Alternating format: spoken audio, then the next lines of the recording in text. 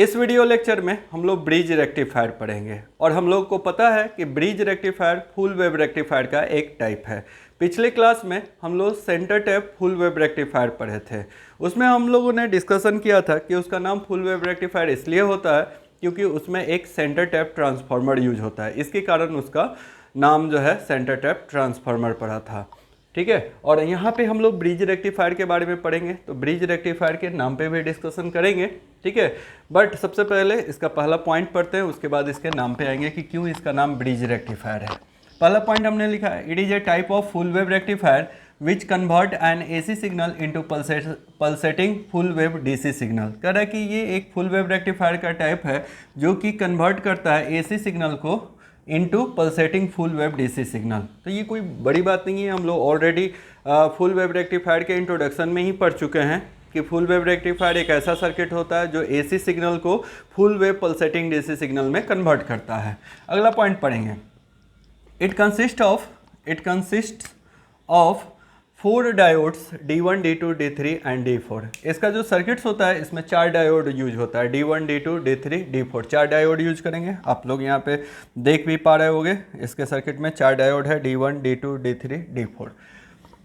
In this rectifier circuit all diodes are connected with load in such a way that it form a bridge, so its name is bridge rectifier. कह रहा है कि इस rectifier circuits में 4 diode load से यानी कि RL से इस प्रकार से जुड़ा हुआ रहता है कि ये एक ब्रिज का फॉर्मेशन करता है। ये जो सर्किट यहाँ पे बना है इसको ब्रिज सर्किट बोलते हैं। ठीक है, जिसमें आमने सामने दो रेजिस्टर कनेक्टेड होता है, तो इसको हम लोग ब्रिज सर्किट बोलते हैं। ठीक ना, तो ये ब्रिज सर्किट होने के कारण इसमें ये ब्रिज का फॉर्मेशन होता है, इसलिए इसका नाम ब्रिज रेक्टिफायर है। 4 डायोड को ऐसे कनेक्ट करके हम लोग AC सिग्नल को pulsating full wave DC signal में कन्वर्ट करते हैं। इससे पहले वाले में क्या समस्या था कि उसमें सेंटर टैप ट्रांसफार्मर यूज किया जाता है। सेंटर टैप ट्रांसफार्मर रेयरली कहीं पे मिल जाता है, otherwise centre tap transformer easily available नहीं होता है, तो वहाँ पे एक समस्या था।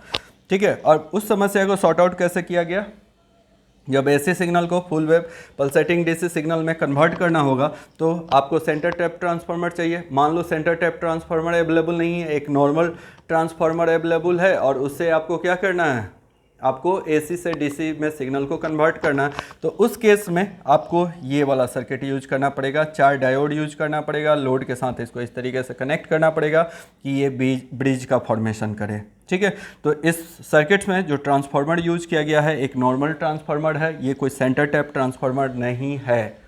दम इस बात को याद रखना है, इसमें कोई सेंटर टैप ट्रांसफार्मर यूज नहीं होता है। एक जनरल स्टेप डाउन या स्टेप अप ट्रांसफार्मर यूज होता है। जनरली स्टेप डाउन ट्रांसफार्मर ही रेक्टिफायर में यूज किया जाता है। Step down transformer high voltage को लो वोल्टेज में कन्वर्ट करता है। इसका इनपुट भी AC होगा, आउटपुट भी AC सिग्नल होगा। क्लियर है, चलो अगला पॉइंट पढ़ते हैं। An AC input voltage is provide to primary winding of transformer. कह रहा है कि AC इनपुट वोल्टेज ट्रांसफार्मर के प्राइमरी वाइंडिंग पे अप्लाई किया जाता है। The bridge circuit is connected with secondary winding of transformer. ये ब्रिज सर्किट है या इसको ब्रिज नेटवर्क भी बोलते हैं, ये सेकेंडरी वाइंडिंग ऑफ ट्रांसफार्मर से कनेक्टेड है। ठीक है, अब यहाँ पे सेकेंडरी वाइंडिंग का 2 इंड का नाम दे दिए हैं। एक इंड का मतलब, इंड मतलब छोर, एक छोर का नाम A दिए हैं, दूसरे छोर का नाम B दिए हैं। ठीक है, तो चलो ये ऐसे याद रखना। बहुत स्टूडेंट लोग का कहना होता है कि सर इसमें डायोड का डायरेक्शन हम लोग भूल जाते हैं, तो हमेशा याद रखो कि आमने सामने वाला जो 2 डायोड लगा हुआ होगा एक ही डायरेक्शन में लगा होना चाहिए, या फिर आगे हम पढ़ाने वाले हैं कि करंट के डायरेक्शन में दोनों फॉरवर्ड होना चाहिए। जैसे D1 और D2 आगे जब वर्किंग पढ़ाएंगे तो इसमें जो करंट फ्लो होगा उस करंट के डायरेक्शन में ये दोनों फॉरवर्ड होगा। फिर एक दूसरा जब करंट फ्लो होगा तो D3 और D4 दोनों एक दूसरे के साथ करंट के डायरेक्शन में फॉरवर्ड होगा। तो आप 2 तरीके से याद रख सकते हो, या तो आमने सामने वाले डायोड को देख लो कि जो सामने सामने डायोड है दोनों एक ही डायरेक्शन में है। ठीक है, तो ऐसे याद रख सकते हो, और बीच में एक लोड कनेक्टेड होगा, और इसी को हम लोग ब्रिज नेटवर्क बोलते हैं। ठीक है, अब आते हैं इसके वर्किंग पे यानी कि ऑपरेशन पे। ठीक है, थोड़ी देर के लिए डॉक्टर बन जाते हैं हम लोग और कर देते हैं इसका ऑपरेशन, चीर फाड़ ऑपरेशन में यही होता है ना, तो चलो चीर फाड़ करते हैं, थोड़ा सा डॉक्टर बन के इसके ऑपरेशन को देखते हैं कि कैसे इसको ऑपरेट करेंगे हम लोग। तो हमने लिखा है the operation of this rectifier circuit deal in 2 parts. इसके ऑपरेशन को 2 पार्ट में डील करेंगे। बिल्कुल वैसा ही जैसा हम लोग सेंटर टैप रेक्टिफायर में पढ़े थे, दम सेम टू सेम वही वर्किंग होगा। अगर सेंटर टैप रेक्टिफायर का वर्किंग याद होगा तो यहाँ पे भी सेम कहानी होगा, एक्सेप्ट वो एक चीज़, ठीक है, एक चीज़ को छोड़ के बाकी सब चीज़ सेम रहेगा। वहाँ पे जब कंडक्ट कर रहा था तो एक ही डायोड कंडक्ट कर रहा था, लेकिन यहाँ पे जब भी कंडक्शन होगा तो एक ही टाइम पे दो डायोड कंडक्ट करेगा और दो डायोड कंडक्ट नहीं करेगा। वहाँ पे एक टाइम पे एक डायोड कंडक्ट कर रहा था, दूसरा डायोड ऑफ हो रहा था, ठीक है, फिर दूसरा जब कंडक्ट कर रहा था तो पहला ऑफ हो जा रहा था। यहाँ पे भी कुछ ऐसा ही होगा, बट एक टाइम पे दो डायोड कंडक्ट करेगा, दो डायोड ऑफ रहेगा, यानी कि दो डायोड ऑन दो डायोड ऑफ। फिर अगला जो दो डायोड ऑफ था वो ऑन होगा और पहले जो ऑफ ऑन था वो ऑफ हो जाएगा। चलो ये सब वर्किंग में हम लोग देखेंगे। चलो आपको सबसे पहले इसका वर्किंग हम समझाते हैं, उसके बाद हम लोग देखेंगे कि भाई इसका वर्किंग में हमने क्या लिखा है। यहाँ पे एसी इनपुट वोल्टेज हम लिख देते हैं, ठीक है। एसी इनपुट वोल्टेज का कहानी आप लोग जानते हो, positive half negative half past होता है, 0 से पाई तक पॉजिटिव हाफ, पाई से 2 पाई तक निगेटिव हाफ रहता है, ओमेगा टी, और ये भी इन सिग्नल का वेव फॉर्म बना लिए। सबसे पहले आपको क्या करना होता है, तो यहाँ पे देखो हेडिंग दिए हैं, for positive half cycle of AC input voltage. Positive half cycle of AC input voltage किसको बोलते हैं, तो 0 से जो पाई तक का सिग्नल होता है इसको positive half of input AC signal बोला जाता है, ठीक है।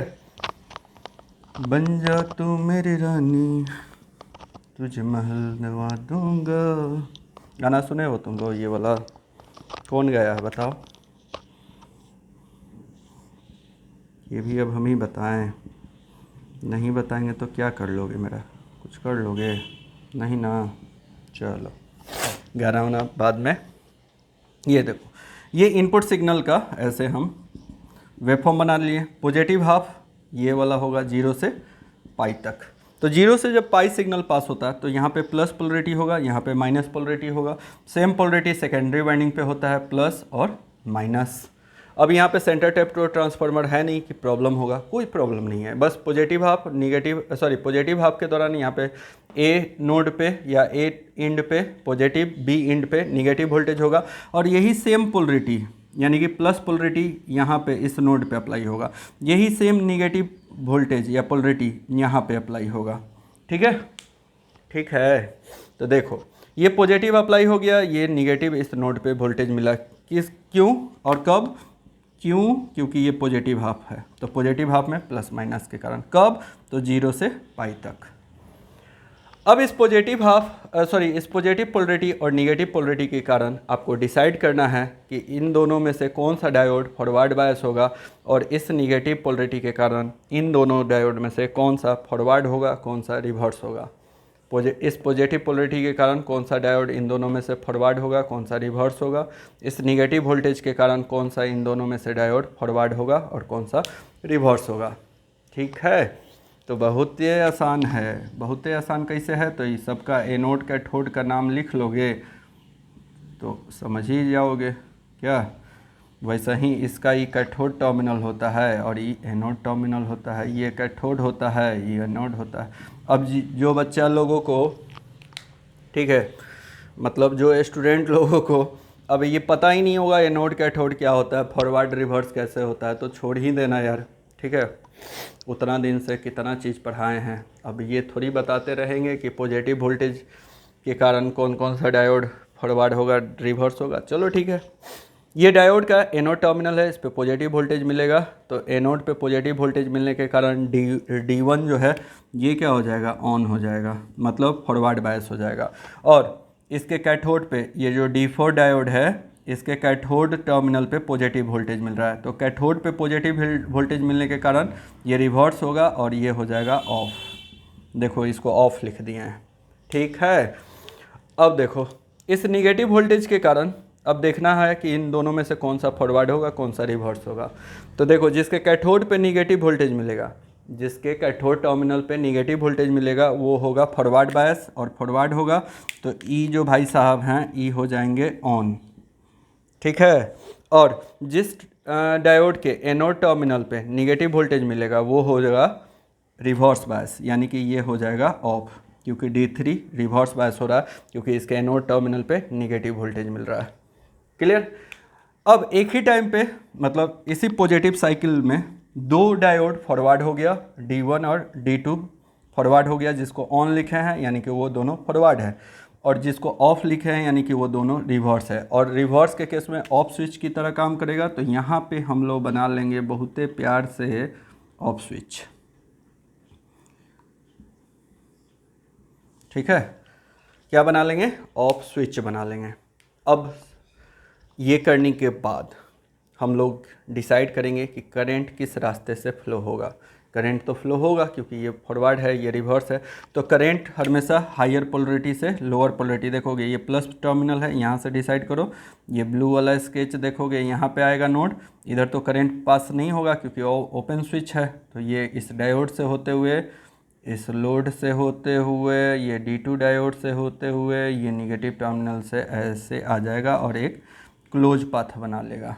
ठीक है, this is the flow path of current, मतलब इस डायरेक्शन में करंट पास हुआ। और हमेशा याद रखना है लोड पे करंट किस डायरेक्शन में फ्लो हुआ, राइट टू लेफ्ट। जहाँ से इंटर करेगा वहाँ पे प्लस, जहाँ से बाहर निकलेगा माइनस, और यहाँ पे वोल्टेज मिल जाएगा प्लस V0। ठीक है, मान लो इसको प्लस V0 मान लिए, तो इसका वेव फॉर्म ऐसे बना लेना। ठीक है, और ये प्लस V0 का वैल्यू इनपुट वोल्टेज, यहाँ पे जो ट्रांसफार्मर जो सेकेंडरी वोल्टेज प्रोड्यूस कर रहा है, ये जो वोल्टेज है, इस वोल्टेज का एम्पलीट्यूड दोनों का क्या होगा? बराबर होगा। जितना एम्पलीट्यूड इसका होगा उतना ही एम्पलीट्यूड इसका भी होगा। ठीक है, ट्रांसफार्मर का इनपुट भी AC होता है, आउटपुट भी AC होता है, शुरू में ही बता चुके हैं। तो इस वाले एम्पलीट्यूड से मतलब रखना, इसका जितना एम्पलीट्यूड होगा उतना ही लोड के अक्रॉस जो वोल्टेज आएगा उसका एम्पलीट्यूड होगा। चलो फटाफट अब 2-3 लाइन इसमें लिखे हैं, उसको पढ़ के आप लोग को सुना देते हैं। During the positive half cycle of input voltage, during the positive half cycle of input voltage, the end A of secondary winding becomes positive. The end A of secondary winding का ये end A है, becomes positive, मतलब positive हो जाएगा। देखो sign भी दिया हुआ है, positive. And end B becomes negative. end B जो है यहाँ पे ये निगेटिव हो रहा था, शुरू में दिए हुए थे यहाँ पे sine. This makes diode D1 and D2 forward bias, D1 and D2 forward bias. इस तरीके से पॉजिटिव और निगेटिव वोल्टेज के कारण D1 और D2 क्या हो जाएगा? फॉरवर्ड बायस हो जाएगा। While diode D3 and D4 are reverse bias, मतलब सेम टाइम में 2 डायोड फॉरवर्ड बायस हो गया और 2 diode D3 and D4 reverse bias हो जाएगा। Therefore only diode D1 and D2 conduct, इसलिए सिर्फ D1 और D2 कंडक्ट करेगा। कंडक्ट मतलब करेंट पास करेगा। These two diode D1 and D2 will be in series with the load RL। अब कह रहा है कि जब करंट इससे पास होगा तो ये डायोड D1 और D2 इस लोड से सीरीज में कनेक्टेड होगा। अब कहोगे कि सीरीज में कैसे कनेक्ट होगा? अरे पगलू देखो, करंट से भी डिसाइड किया जाता है। सेम करंट अगर 2-3 कंपोनेंट्स में पास होता है, if the same current is flowing through 2, 3, 4 components, then that components are connected in series। Series connection में करंट क्या होता है? सेम होता है। पैरेलल कनेक्शन में वोल्टेज सेम होता है, सीरीज कनेक्शन में करंट सेम होता है। तो सेम करंट, अगर मान लो ये 1 मिली एम्पियर का करंट है, तो यही 1 मिली एम्पियर का करंट इस डायोड से फ्लो होगा, इस रेसिस्टेंस से यानी कि लोड से पास होगा, और फिर यहाँ D2 डायोड से सेम वही 1 मिली एम्पियर का करंट सबसे पास हो रहा है। मतलब सेम करंट इससे पास हो रहा है, किससे? D1 से, RL से, D2 से। तो यानी कि ये तीनों क्या हो गया? सीरीज में कनेक्टेड हो गया। कौन सा इसमें बहुत बड़ी बात है ना? इतने स्मार्ट टीचर से पढ़ रहे हो और ऐसा सा प्रॉब्लम हो जाए तो फिर कोई फ़ायदा नहीं है पढ़ाने का। अगला पॉइंट, आप लोग ही स्मार्ट हो लेकिन थोड़ा सा मेरे से कम हो। अगला point, the current flow path is D1 RL and D2 as shown in figure. अब कह रहा है कि करेंट फ्लो पाथ क्या होगा? तो D1 से फ्लो होगा, RL से फ्लो होगा, D2 से फ्लो होगा एज शोन इन फिगर। मतलब ये फिगर में ये जो लाइन है ये करेंट के फ्लो पाथ को बता रहा है। ठीक है, the current flow path is D1 RL and D2 as shown in figure. The diodes D3 and D4 behave as a open switch. यहाँ पे डायोड D3 एंड D4 ये ओपन स्विच की तरह काम करता है। अच्छा, बहुत लड़का लोग को देखना ये भी प्रॉब्लम रहता है। यहाँ पे मान लो जैसे D1 लिखा है, किताब में लिखा हुआ होगा इसका नाम D3, तो उन लोग को वहाँ पे भी दिक्कत होता है। वो लोग सोचने लगेंगे कि अच्छा लगता है सर गलत लिख दिए हैं क्या, और इसका नाम D2 और D4 इसका नाम लिखा हो रहेगा। तो दिमाग लगाए, अच्छा ऐसा नहीं सोचना मारेंगे एक झापड़ ना जाके गांव में गिरोगे गांव के बाहर गिरोगे। अरे पगला, ये नाम है डायोड का खाली कनेक्शन समझो, ठीक है। इसको D1 और D3 भी लिख दिए तो क्या कोई असर पड़ेगा? करंट का तो फ्लो पाथ वही रहेगा ना, यहाँ पे तो करंट सेम डायरेक्शन से फ्लो होगा ना। तो नाम में कुछ नहीं रखा हुआ है, ये कोई शाहरुख खान थोड़ी है कि। चलो फटाफट यहाँ तक कर लो। अगला जो ऑपरेशन पढ़ाने वाले हैं उसमें भी सेम चीज़ पढ़ाने वाले हैं, वहाँ पे भी करंट जो है देखना सेम ही डायरेक्शन में फ्लो करेगा लोड से। तो इसको लिखिए, उसके बाद नेक्स्ट ऑपरेशन पढ़ा रहे हैं। वर्किंग का नेक्स्ट पार्ट देखिएगा आप। नेक्स्ट पार्ट है for negative half cycle of AC input voltage. जब निगेटिव हाफ साइकिल पास होगा तब इस कैसे ये वर्क करेगा, ठीक है। तो मान लो ये हमारा सर्किट्स है, यहाँ पे ये इसका इनपुट वेव फॉर्म बना लेते हैं। निगेटिव हाफ साइकिल का टाइमिंग होता है पाई से 2 पाई तक, ये वाला टाइम के लिए बात करेंगे। जब ये निगेटिव हाफ साइकिल पास होगा तो ये यहाँ पे पोलरिटी माइनस होता है, यहाँ पे प्लस हो जाता है। तो यहाँ ए इंड पे निगेटिव और यहाँ बी इंड पे पॉजिटिव वोल्टेज मिलेगा, जिसके कारण इस पूरे लाइन का पोलरिटी सेम ही रहेगा, यानी कि यहाँ पे भी माइनस मिलेगा, इस पूरे लाइन का पोलरिटी सेम रहता है, तो यहाँ पे भी प्लस वोल्टेज पहुँचेगा। अब निगेटिव वोल्टेज के कारण या इस निगेटिव पोलरिटी के कारण आपको डिसाइड करना है कि इन दोनों में से कौन सा डायोड फॉरवर्ड होगा, कौन सा डायोड रिवर्स होगा। तो ऑब्वियसली कुछ ही देर पहले बताए हैं, अभी सेम वहाँ पे ये कैथोड टर्मिनल है, ये एनोड, ये इसको लिख लोगे तो तुमको आसानी होगा डिसाइड करने में। तो निगेटिव वोल्टेज कैथोड पे जिसको मिलेगा वो डायोड क्या होगा, ऑन होगा, और वही क्या करेगा, कंडक्ट करेगा। और एनोड पे जिसके एनोड टर्मिनल पे निगेटिव वोल्टेज मिलेगा वो रिवर्स बायस होगा, और रिवर्स में ये ऑफ हो जाएगा, ठीक है। यानी कि इस निगेटिव वोल्टेज के कारण D4 फॉरवर्ड बायस हो रहा है, ऑन होगा, कंडक्ट करेगा। इस निगेटिव वोल्टेज के कारण D1 रिवर्स बायस हो रहा है, ऑफ होगा, और ये कंडक्ट नहीं करेगा। उसके बाद इस पॉजिटिव वोल्टेज के कारण आ जाओ। इस पॉजिटिव वोल्टेज के कारण यहाँ पे ये एनोड होगा, ये कैथोड होगा, ये कैथोड होगा, और ये एनोड होगा। तो जिस डायोड के एनोड पे पॉजिटिव वोल्टेज मिलेगा वो फॉरवर्ड बायस होगा, जिसके कैथोड पे पॉजिटिव वोल्टेज मिलेगा वो रिवर्स होगा। तो ऑब्वियसली ये D3 का ये एनोड टर्मिनल है, इस पे पॉजिटिव वोल्टेज मिलेगा, ये फॉरवर्ड होगा, और फॉरवर्ड में ये होगा ऑन, यानी कि कंडक्ट करेगा। ये कैथोड टर्मिनल पे पॉजिटिव वोल्टेज मिलेगा तो ये रिवर्स बायस होगा, और रिवर्स बायस में ये हो जाएगा ऑफ, ठीक है। यानी कि सेम निगेटिव हाफ साइकिल के कारण D3 D4 ऑन रहा, D1 D2 ऑफ रहा, मतलब 2 ऑन हो रहा है, 2 ऑफ हो रहा है। उसका just opposite positive half cycle में ये D1 और D2 ऑन हुआ था, और ये D3 D4 ऑफ था। अब निगेटिव हाफ साइकिल में जो ऑफ था वो ऑन हो गया, जो ऑन था वो ऑफ हो गया, और जो ऑफ होगा उसको हम लोग ओपन स्विच से ऐसे दिखा लेते हैं ताकि हम लोग को करेंट का पाथ डिसाइड करने में कोई कन्फ्यूजन नहीं हो। और आप लोग भी जब ये नोट्स लिखे तो ये सब डायग्राम बना लीजिए, अभी आप लर्नर हैं, सीखिए ये सारा चीज़, ठीक है। अदरवाइज बाद में जब आपको पता चल जाएगा तो ये सब डायग्राम नहीं भी बनाइएगा तो चलेगा। आया बात समझ में, क्यों ये ओपन स्विच बनाते हैं? ताकि करंट का पाथ डिसाइड करने में आसानी हो। अब आपको इसके बाद ये डिसाइड करना है कि इसमें करंट का फ्लो पाथ क्या होगा, लोड से करंट किस डायरेक्शन में फ्लो करेगा। तो करंट का रूल होता है हमेशा हायर पोलरिटी से लोअर पोलरिटी की तरफ फ्लो करेगा।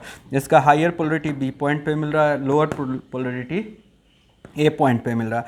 तो करंट जो है ऐसे चलना स्टार्ट करेगा, इस नोड पे आएगा, इधर भी पाथ मिलेगा, इधर भी पाथ मिलेगा, बट इस रास्ते में देखोगे ओपन सर्किट है तो इधर करंट पास नहीं होगा, ये इधर से करंट पास होगा, इस नोड पे पहुंचेगा करंट, और इस नोड पे जब पहुंचेगा तो इधर नहीं फ्लो करेगा क्योंकि ओपन है, तो सारा का सारा लोड से ऐसे करंट पास हो जाएगा, ठीक है। फिर इस नोड पे आएगा, इधर ओपन पाथ है, इधर नहीं जाएगा, इधर से होते हुए ये अपने घर पहुंच जाएगा, ठीक है। घर से चला, घूमते फिरते गाना गाते हुए अपने घर पहुंच गया, तो क्लोज पाथ बन गया।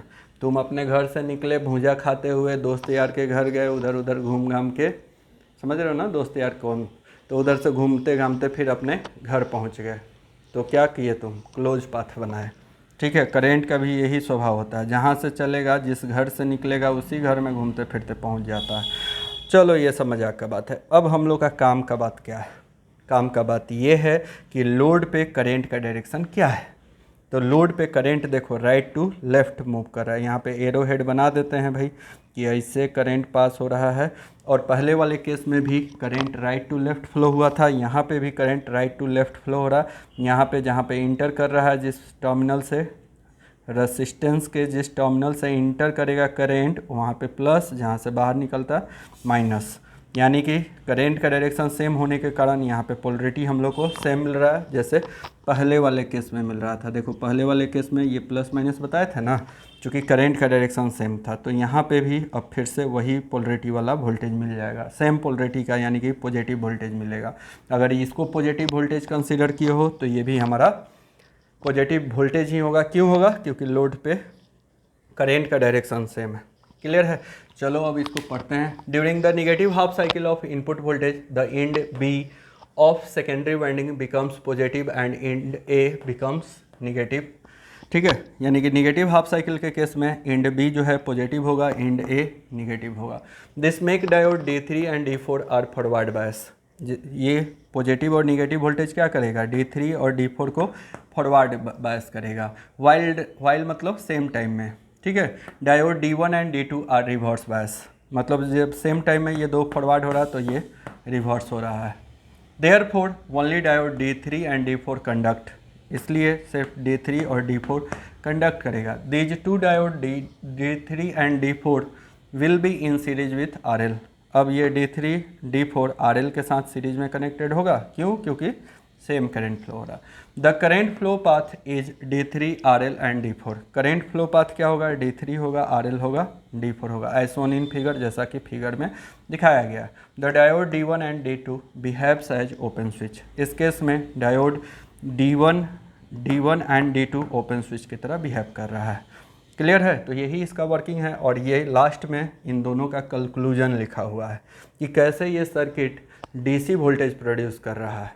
ठीक है, in this way we obtain that during positive and negative half cycle of AC input signal the current flow through the load in same direction. कह रहा कि इनपुट सिग्नल के पॉजिटिव हाफ और negative half cycle के दौरान यहाँ पे load से करंट सेम डायरेक्शन में फ्लो होता है। जब पॉजिटिव हाफ दिए तब भी करंट सेम डायरेक्शन में, नेगेटिव हाफ दिए तब भी करंट सेम डायरेक्शन में हो रहा है। ठीक है, same direction. Therefore the same polarity of voltage, same polarity of voltage obtained across the load RL। Same polarity of voltage मतलब V0 जो होगा ये सेम पोलरिटी का होगा। यहाँ पे प्लस V0 है तो यहाँ पे भी प्लस V0 होगा। और सेम पोलरिटी वाला वोल्टेज को हम लोग DC वोल्टेज बोलते हैं। तो कह सकते हो कि आपको DC वोल्टेज मिलेगा। इनपुट दिए AC बट आउटपुट लोड के अक्रॉस क्या मिला? DC मिला। DC वोल्टेज का पोलरिटी चेंज नहीं होता, बट AC वोल्टेज का पोलरिटी क्या होता है? चेंज होता है। ये सब बेसिक बात है, आप लोग को पता है। AC वोल्टेज अपना पोलरिटी चेंज करते रहता है, लेकिन DC वोल्टेज अपना पोलरिटी चेंज नहीं करता है। ये दल बदलू नहीं है, बट ये दल बदलू है। कभी BJP में तो कभी कांग्रेस में चला जाता है। क्या करोगे? चलो फिर तो I think what you think you know better. ठीक है, तो मुझे ऐसा लग रहा है कि आप लोग को समझ में आ गया होगा। अच्छा, उन लोगों को समझ में नहीं आया होगा जिनके दिमाग में डॉट डॉट भरा हुआ है, समझिए गए, वो फिल इन द ब्लैंक्स कर लेना। चलो फिर यहाँ तक लिख लो पहले। आइए अब देखिए, इसका इनपुट एंड आउटपुट वेवफॉर्म बिल्कुल सेंटर टैप रेक्टिफायर की तरह ही होगा। ये इनपुट AC सिग्नल है, प्योर साइनोसाइडल सिग्नल होगा, और इसका जो आउटपुट सिग्नल आएगा ये पल्सेटिंग DC सिग्नल है। ये क्या है? पल्सेटिंग DC सिग्नल है। और इसका जो मैग्नीट्यूड वैल्यू होता है, शुरू से ही बता रहे हैं कि ये जो मैक्सिमम एम्पलीट्यूड इसका होगा, मान लो इसका मैक्सिमम एम्पलीट्यूड Vm है, तो इसका भी मैक्सिमम एम्पलीट्यूड Vm होगा, और ये दोनों Vm का वैल्यू सेम होता है। ये जब पॉजिटिव हाफ साइकिल रहेगा तभी ये कंडक्ट करेगा। इस समय D1 और D2 कंडक्ट करता है। नेगेटिव हाफ साइकिल जब AC इनपुट सिग्नल का नेगेटिव हाफ साइकिल पास होता है उस समय भी यहाँ पे दो डायोड कंडक्ट करेगा, D3 एंड D4। तो इस तरीके से अल्टरनेट फॉर्म में D1 D2 D3 D4 लिख लेंगे। ठीक है, ये वोल्टेज आउटपुट वोल्टेज का वेवफॉर्म है और ये आउटपुट करंट का वेवफॉर्म होगा। इसके लिए भी सेम D1 और D2 कंडक्ट करेगा, D3 और D4 यहाँ पे लिखोगे, D1 D2 लिखोगे, D3 D4 लिखोगे। बट इसका एम्पलीट्यूड जो होगा वोल्टेज से कंपेयर करोगे तो कम होगा। क्यों होगा? कितना बार बता चुके हैं, छोड़ो हटाओ, रहने दो। अब नेक्स्ट आते हैं पीक इनवर्स वोल्टेज पे। पीक इनवर्स वोल्टेज इसका जैसे हम सेंटर टैप ट्रांसफार्मर का पढ़ा थे वैसे ही यहाँ पे भी इसका इंडिविजुअली पढ़ा देते हैं। बाद बाकी जितना भी डेरिवेशन होगा ऑलमोस्ट सब सेम ही होगा, ठीक है। थोड़ा सा समझो कि इसका पीक इनवर्स वोल्टेज क्या होता है। ऑलरेडी जानते हो पीक इनवर्स वोल्टेज का डेफिनेशन, अब हम नहीं बताएंगे, कितना बार बताएं, ठीक है। बस इतना समझो कि जो डायोड रिवर्स बायस होगा उसको कितना रिवर्स बायस वोल्टेज इस में मिलेगा इस सर्किट्स में। तो हम लोग क्या कंसिडर करेंगे, हम लोग पॉजिटिव हाफ साइकिल, कोई एक साइकिल कंसिडर कर लो, ठीक है। Positive half cycle negative half cycle दोनों के लिए वर्किंग पढ़ा चुके हैं, तो पॉजिटिव हाफ साइकिल कंसिडर कर लिया है। इस केस में D1 और D2 कंडक्ट करता है और D3 और D4 ये दोनों नॉन कंडक्टिंग मोड में होता है, यानी कि कंडक्ट नहीं करता है, ठीक है। अब देखो जो D1 और D2 कंडक्ट करेगा तो फॉरवर्ड बायस में इसका रेसिस्टेंस क्या होता है, बहुत ही कम होता है, न के बराबर, तो ये शॉर्ट सर्किट की तरह काम करेगा। ये भी फॉरवर्ड बायस होगा, इसका इंटरनल रेसिस्टेंस न के बराबर होगा तो शॉर्ट सर्किट की तरह काम करेगा। साथ ही साथ ये इंड ए और इंड बी का पोलरिटी हम लोग पढ़े प्लस और ये माइनस, यही सेम पोलरिटी यहाँ पे अप्लाई होता है, प्लस और ये माइनस अप्लाई होता है। अब थोड़ा सा बात समझोगे, देखो अब ये चूंकि डायोड की जगह पे हम शॉर्ट सर्किट कर दिए, चूंकि इसका रेसिस्टेंस न के बराबर था तो ये शॉर्ट सर्किट हो गया। तो अब ये जो पोलरिटी होगा प्लस वही पोलरिटी यहाँ पे मिलेगा, इसको नोड सी नाम दे दिए और इसको डी नाम दे देते हैं। तो सी का पोलरिटी क्या हो जाएगा, प्लस पोलरिटी हो जाएगा। वैसे ही ये जो निगेटिव पोलरिटी यहाँ पे है इसको ये बी पॉइंट मान लो, इसको ए नाम दे दिए, ये ए से कनेक्टेड है, ये बी से, तो इसको भी बी नाम दे दिए।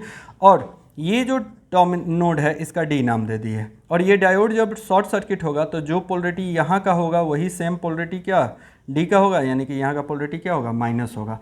और यहाँ पे जो वोल्टेज होता है V0 का वैल्यू जो होता है Vm के बराबर होता है। V0 का जो वैल्यू होता है Vm के बराबर होता है। एम्पलीट्यूड वैल्यू को कंसीडर करें, V0 का वैल्यू Vm के बराबर, यानी कि इनपुट सिग्नल का ये जो Vm होगा इतना ही Vm इस आउटपुट सिग्नल का होगा। और इस Vm का पोलरिटी क्या होगा, प्लस और माइनस। अब बात समझोगे थोड़ा सा, यहीं पे तो समझना है। यहाँ पे ये जो दो डायोड था ये तो रिवर्स बायस हो रहा था, और ये रिवर्स बायस वोल्टेज यही वाला वोल्टेज इन दोनों को मिलेगा। थोड़ा सा समझोगे कैसे मिलेगा। ये डायोड ऐसे कनेक्टेड था, ये इसका कैथोड टर्मिनल है और ये इसका एनोड टर्मिनल है। अब देखो कैथोड पे क्या वोल्टेज मिल रहा है, पॉजिटिव वोल्टेज मिल रहा है, तो कैथोड पे पॉजिटिव वोल्टेज मिल रहा है और यहाँ से एनोड पे निगेटिव वोल्टेज मिल रहा है। तो ऑब्वियसली ये क्या हो रहा है, रिवर्स बायस हो रहा है। और इसको रिवर्स बायस कितना वोल्टेज मिल रहा है, तो ये इस जितना ये Vm होगा ना उतना ही वोल्टेज इसको मिलेगा, क्योंकि देखो इन दोनों के पैरेलली कनेक्टेड है। ये डायोड जो है एक रेसिस्टेंस के एक टर्मिनल से कनेक्टेड है और डायोड का दूसरा टर्मिनल रेसिस्टेंस के दूसरे टर्मिनल से कनेक्टेड है। तो जो वोल्टेज इसको मिलेगा वही वोल्टेज इसको मिलेगा, यानी कि ये रिवर्स बायस डायोड को रिवर्स वोल्टेज VR वोल्टेज मिलेगा Vm के बराबर। VR वोल्टेज कितने के बराबर मिलेगा, Vm के बराबर। वैसे ही इस डायोड के बारे में भी देख लो, ये डायोड ऐसे कनेक्टेड था बेचारा D4। अब इसको कितना वोल्टेज मिलेगा, पहली बात तो ये है कि रिवर्स बायस होगा इस प्लस माइनस के कारण। यही देखो ये डायोड से ये RL से देखो पैरेलली कनेक्टेड है, इसका कैथोड टर्मिनल ऐसे कनेक्टेड है और इसका एनोड टर्मिनल रेसिस्टेंस के ऐसे कनेक्टेड है, यानी कि यहाँ पे माइनस वोल्टेज मिल रहा है और यहाँ से इसको प्लस वोल्टेज मिल रहा है। ये भी रिवर्स बायस हो रहा है क्योंकि इसके कैथोड पे पॉजिटिव वोल्टेज मिल रहा है। तो कितना रिवर्स बायस वोल्टेज मिल रहा है, तो इस Vm के बराबर मिल रहा है, ठीक है। तो यानी कि इसको जो रिवर्स बायस वोल्टेज मिल रहा है VR का वैल्यू Vm के बराबर होगा, यानी कि दोनों जो डायोड रिवर्स बायस हो रहा है दोनों को Vm वोल्टेज ही मिल रहा है। जबकि जब हम लोग सेंटर टैप ट्रांसफार्मर पढ़े थे तो एक डायोड जो रिवर्स बायस हो रहा था उसको 2 Vm के बराबर वोल्टेज मिल रहा था, यानी कि वहाँ पे एक खतरा था, बहुत ज़्यादा रिवर्स वोल्टेज मिलने का मतलब खतरा। लेकिन यहाँ पे दो डायोड होने के कारण और दो डायोड है उसके बावजूद भी हम लोग को Vm वोल्टेज मिल रहा है, यानी कि कम रिवर्स वोल्टेज मिल रहा है, यानी कि इसमें डायोड क्या रहेगा, सेफ रहेगा। तो हम सिर्फ पॉजिटिव हाफ के कारण पढ़ाएं, निगेटिव हाफ के कारण भी सेम ही होगा, ठीक है। तो चलो इसको हम पढ़ के सुनाते हैं। Let us consider the operation of positive half cycle of AC input voltage. कह रहा है कि let us consider the positive half cycle of AC input voltage. AC input voltage consider किए हैं। During positive half cycle diodes D1 and D2 conduct and it's resistance is very low. कह रहा है कि पॉजिटिव हाफ साइकिल के दौरान D1 और D2 क्या होगा, फॉरवर्ड बायस होगा, कंडक्ट करेगा और इसका इंटरनल रेसिस्टेंस बहुत ही कम होगा, यानी कि 0 मान लेंगे। While diode D3 and D4 are off. Diode D3 और D4 क्या होगा, ऑफ होगा। Diode D1 and D2 work as a short circuit. Diode D1 और D2 शॉर्ट सर्किट की तरह काम करेगा। Hence the polarity of end A and C is positive. कह रहा है कि अब इंड ए और सी का पोलरिटी क्या होगा, सेम होगा।